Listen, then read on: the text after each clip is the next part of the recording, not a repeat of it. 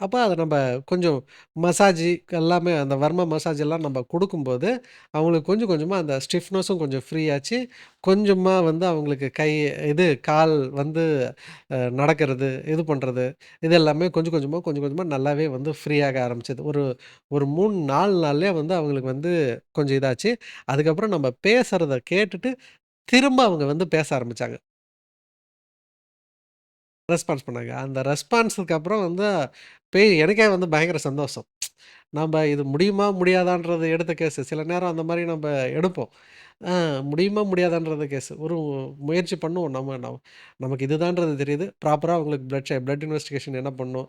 அது எல்லாமே ஆல்ரெடி அவங்க பண்ணி எடுத்துட்டு வந்திருந்தாங்க. கூட தேவைன்றத நம்ம பாத்துட்டு, முறைப்படி நம்ம அது மருந்து குடுக்கும்போது, ஒரு நல்ல முன்னேற்றம் வந்து இருந்தது.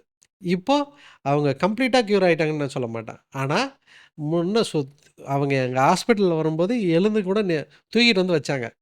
இப்போ ஓரளவு நடக்குறாங்க. வித் சப்போர்ட்டர் தான். ஒரு ஆள் வந்து கூட இருக்கணும். ஏன் அப்டின்னா, இன்னும் முழு ஓரியன்டேஷன் வரல. அதனால வந்து பாடிய வந்து அவங்களால பேலன்ஸ் பண்ண முடியல. கொஞ்சம் அவங்கள சப்போர்ட் பண்ணி தாங்கி நம்ப புடிச்சுக்கிட்டோம் அப்டின்னா, ஓரளவு அவங்க நடந்து போயி அவங்களே பாத்ரூம் போறாங்க. பாத்ரூம் போற அளவு இப்ப ஓரளவு ரெடி ஆயிருக்காங்க. ஸோ இந்த அளவு வந்திருக்கு. ஆனா அவங்க இன்னும் ஹாஸ்பிட்டல்ல தான் இருக்காங்க. ட்ரீட்மெண்ட்ல தான் போயிட்டுருக்கு. பரவால்ல.